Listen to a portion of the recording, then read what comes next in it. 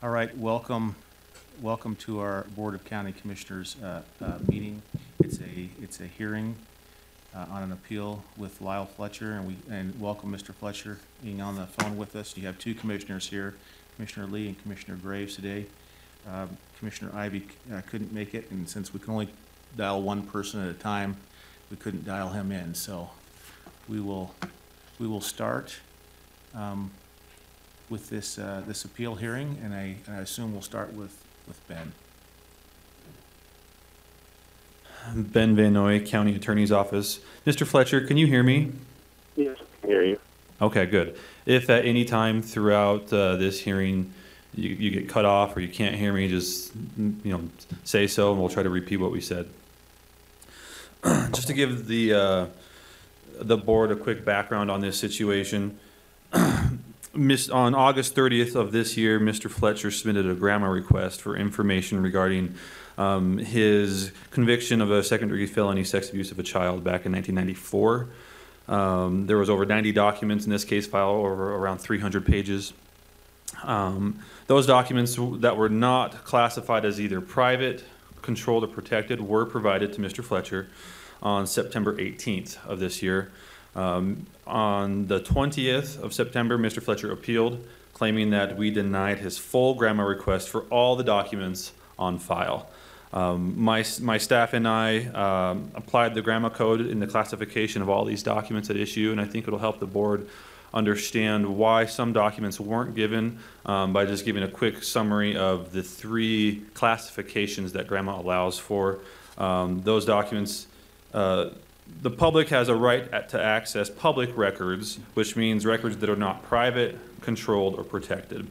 Just briefly, in 63G-2-2021A, Roman numeral I, it says that a government entity shall disclose a private record to the subject of the record. The documents at issue are not private records. They were not classified as private records. Mr. Fletcher will argue that because he's the subject of the record, he should be entitled to those. Hey, but I just need clarification Sure. for that. Yeah. In your very first line, you said, we gave him everything that wasn't either marked controlled, private, or something. Right. Those are the three terms you used. And now That's you're correct. saying the private, the subject gets it, but now you're saying he doesn't get the private ones even. Let me clarify. Thank you. Most of the documents that weren't given were either protected or controlled. There were a couple of documents that were classified as private. Okay. Mr. Fletcher was not the subject of those records. Okay. And as such, they were not given to him. Okay.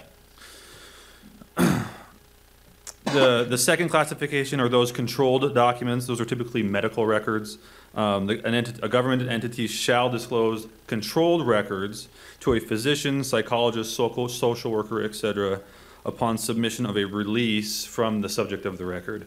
There were controlled documents that were in part of this file, specifically a medical evaluation of the victim. But Mr. Fletcher is not a physician, and there was not a release. And were these used in his trial? They were. Now I'm going to get to that. Okay. The third classification are those protected documents. A government entity shall disclose protected records to the person who submitted the record, and any individual who has the power of attorney or a release from each governmental entity that did submit the records. For example, there were pre-sentence investigation reports that were submitted by AP&P, that's Adult Probation and Parole, Department of Corrections.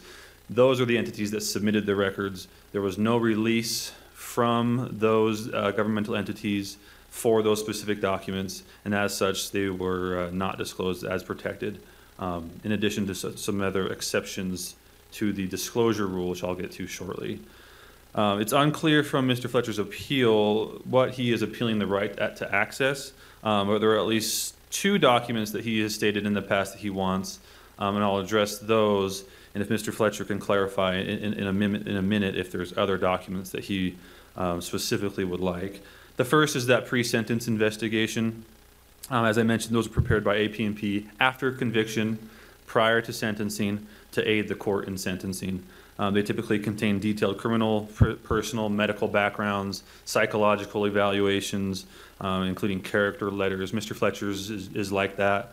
The defendant did have access to these documents at the time of trial during these proceedings, and the official sentence reports are filed with the court. That's one of the reasons why, I will explain why this is not the proper channel for him to get those documents in a minute. That pre-sentence report is protected for two reasons. First is 63G-2-305-13. It says that protected records include records relating to incarceration, treatment, probation, or parole that would interfere with the control and supervision of an offender's incarceration, treatment, probation, or parole. It's unclear at this stage whether or not Mr. Fletcher is still on probation or parole, or whether this would interfere with that parole. He did mention to staff during this whole process that he was gathering these documents to present to the Board of Pardons. So with that, we assume that there was some sort of oversight that the Board of Pardons had. We're not sure what he wants to do with the Board of Pardons, but we erred on the side of caution. The next reason they're protected is 305-18, parentheses 18.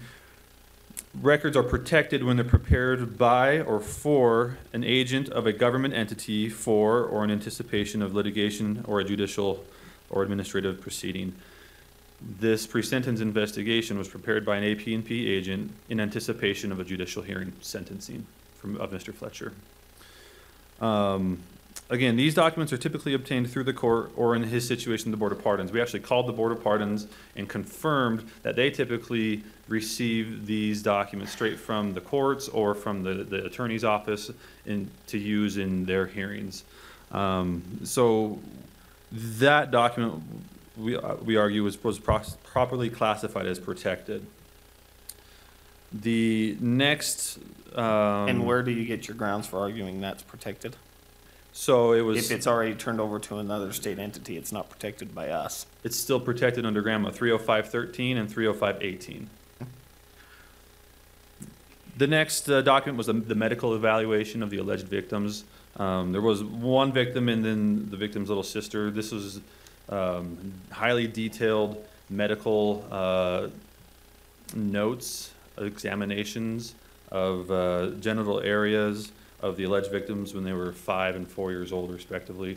Again, this was 25, 26 years ago that this happened. A controlled record is in 63G-2-304. A record is controlled if it contains medical data about the individual, which this document did. If the government entity reasonably believes that releasing the record would be detrimental to the subject's mental health, the subject being the victim. Information concerning sexual abuse of a child victim, even if 25 years later, being released to the perpetrator was reasonably believed that this could be detrimental to the victim's mental health. So we classified it as controlled. Releasing the information would be in violation of normal professional practices. There was no release of information, so this would violate HIPAA, so that would be in violation of normal professional practices. And the government entity was properly classified the record as controlled. We did classify this record as controlled. 63G-2-3072 states that classification can happen at any time. It's not required to be classified until the record is requested. I believe this document was previously classified as controlled before that anyway. By who? Say again? By who? By the county. Okay. Yeah. The next main issue is regarding fees. Mr. Fletcher has asked for a fee waiver. 63G-2-2035 says that a governmental entity may fulfill a record request without charge if the individual requesting the record is the subject of the record. Mr. Fletcher is the subject of most, but not all, of the records. Or in Part C, it says the requester's legal rights are directly implicated by the information in the record, and the requester is impecunious, meaning he's impoverished or doesn't have the means to pay. We're not sure, again, of the nature of his parole hearing or whatever his application is. We don't know if his legal rights are being implicated. by the information in these records. And he says that he's impecunious, but he has not submitted any proof. Who gets to make that determination about his rights? Because wouldn't it be him? At first, it would be our office, which is appealable and reviewable by the board or the State Records Committee.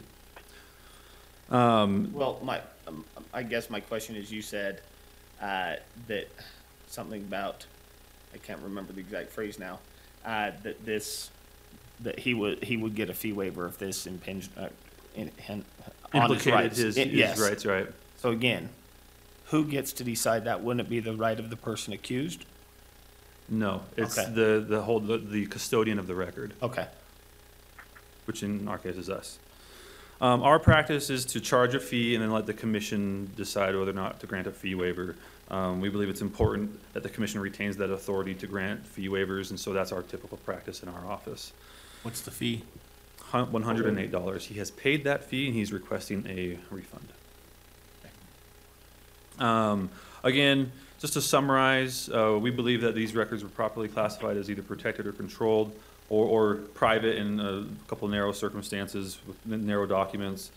Mr. Fletcher has argued that he's the subject of the record. Again, a person is not entitled to the record if they're the subject of the record unless the record is classified as private, which most of these were not. He argues that his personal interest outweighs the institutional interests. However, he misstates the GRAMA requirement or the purpose of GRAMA, which states that if public access to interest, if the public interest is greater than or equal to the rights of restricting access, then the public should have access to those for public use. This is his own personal use, so that. So in other words, all the documents that his government uses against him, he has no right to claim? That's not what I said. He's trying to argue that. No, you said in violation because of GRAMA, but there's a rule that trumps that. If it's in the public interest, meaning for news media, it's presumed that news media, news outlets. Or Article 5 and Article 6 of the Constitution, which protects him and allows him opportunities to do and see those things in his defense. This isn't a criminal hearing. He had an opportunity to use these documents in his defense. He was okay. That's my point. So in the past, we've been told controlled, protected, or private because of pending hearings and or work product, and that's why we've done those. So what's the difference here if he's already been convicted and all those things? Those documents are still classified as protected or controlled based off of the requirements set forth in GRAMA. Again, as to the fee waiver, he's not the subject of all the records, but most. There's no proof that he's impecunious, and it's uncertain if his legal rights are implicated. But again, we defer to the commission to grant fee waivers upon their discretion. Is he currently incarcerated? I don't believe so. Okay.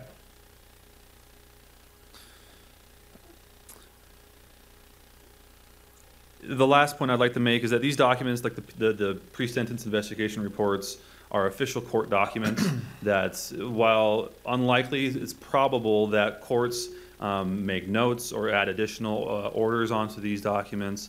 Those are filed with the official court record. If Mr. Fletcher wants the official pre-sentence investigations, he should have grandmaed the court. He may have done so, I'm not sure. Or in the alternative, they can be obtained through the Board of Pardons upon application to the Board of Pardons for whatever hearing he's applying for. Who generated those? The pre-sentence investigation report, it's AP&P, Adult Probation and Parole. That's through the Department of Corrections. And they disseminated that already to other agencies within the government, including us. Used for his case, yes. Okay. That's correct. That's all from me for now. Okay, thank you. Mr. Fletcher? Hopefully you're still there.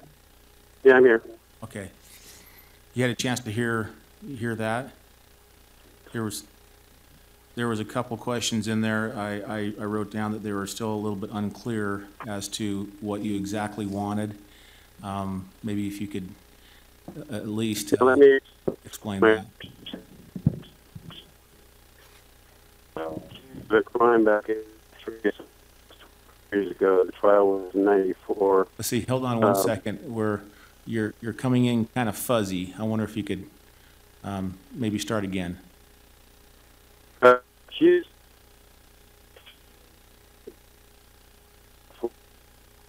Nope, we're still not hearing you very well. 93, and the trial was in 94. Now? Nope, we're still only getting just partial words here and there. Are you on a cell phone or a landline? Yeah. A cell phone? Section. Do you have is there a landline that's available?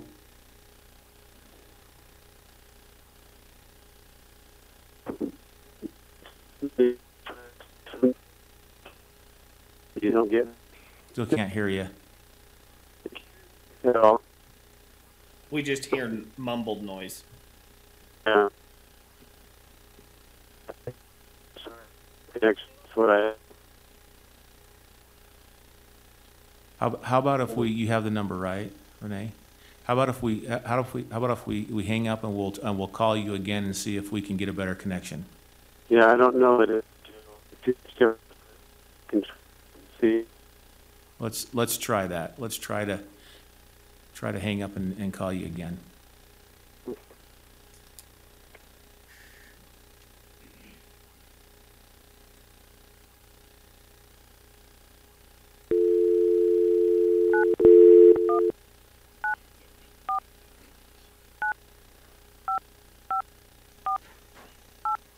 Yeah.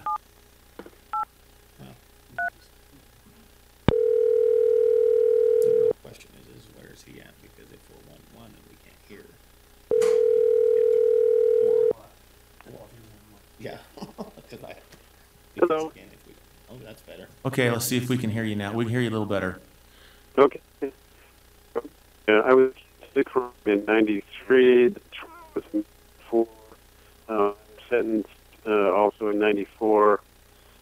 I was sentenced to 9 months of work release. I had already served 3 months, 2 months in diagnostic unit, and approximately on either side of that in the county jail. Then my sentence was 9 months work release in the county jail, which I did for 6 months, and then I was over. And probation was over 3 years after that. I've not been in the supervision of AP&P or any government entities since that time, to clarify that. Did you hear that? Yep, Yes. we did. When I was trying to do apply for a pardon with the Board of Pardons, and that's why I'm trying to gather these records. Some of the records I actually have in my possession, but I don't have them currently where I am, where I reside, and so I'd like to get these records in hand so I can very much preparing for the trial. Right, that we're not clarifying the trial. There was an appeal, and I had to clarify what they stated in the appeal is inaccurate. So there's a lot of misinformation in this case that they clarify, piece by piece by piece by piece. As we're going through this, I can't remember from years ago, but in documents, especially documents generated by somebody else. I tried to contact AP&P. They destroyed the record at some point in time, so AP&P no longer is an access point. The district court, I have received some transcript from the thing on in PDF format, and I received some from them, but in the docket from my case that evidence and their basically the court clerk says I'll be the transcript. So I'm trying to gather things in because the county attorney office has these records, I'm applying the GRAMA request is made to get these records because I don't have another place that I can go to get some of these records. So I do have some. I'm not at the point to get them. I'm helping take care of an individual and can't leave. As far as the legal aspect of it, the federal rules that pertain to discovery are very similar to what would be in this case, because I don't want to be surprised that someone says, well, you know, there's this and therefore we're going to against you. I need to have everything in hand so I can answer it in my.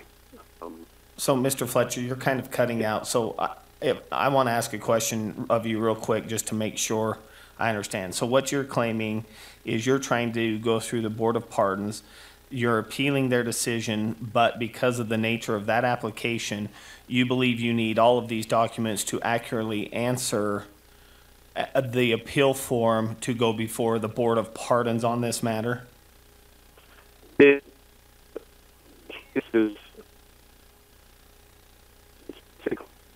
to prove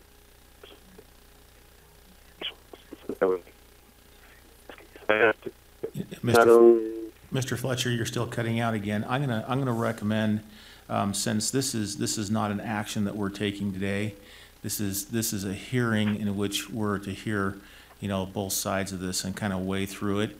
If you would you maybe email us, write us back, kind of your responses so that we have that in hand and we can weigh it appropriately with what's been said, and then we do have some time to deliberate on this and then come to a conclusion. I think that would probably work better.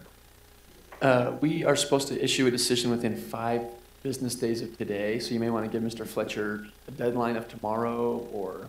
Yeah, can you meet that, Mr. Fletcher, that by the close of business, which is 5 o'clock Mountain Standard Time tomorrow, you would send us an email detailing basically what you've been saying today? Send it. Yeah, if you could send us your response by tomorrow at 5 o'clock, then that would give us time to deliberate on that. And if we have any questions, we can also email you back and ask you questions on it, and we can deliberate back and forth because of the connection that we have on the phone. It's really hard for us, and I think it would be hard for us to say that we have weighed it properly without having something like that Right. in hand. Would you be willing to do that? Yeah, I send you an email. Yeah, and the emails, and so I don't know if you have our emails, but We will somebody get it from to our you. office can make sure that you have all of our emails so that you can, and they'll do that. He has today. Commissioner Ivy's email. That's how he sent his appeal. Okay. Yeah. So if send you it- just send it to that, their office will make sure all the commissioners get it, Yeah, We'll and the do that. appropriate parties. yeah. Thank you, sir. Okay, thank you. We'll move from that. I think, do we have to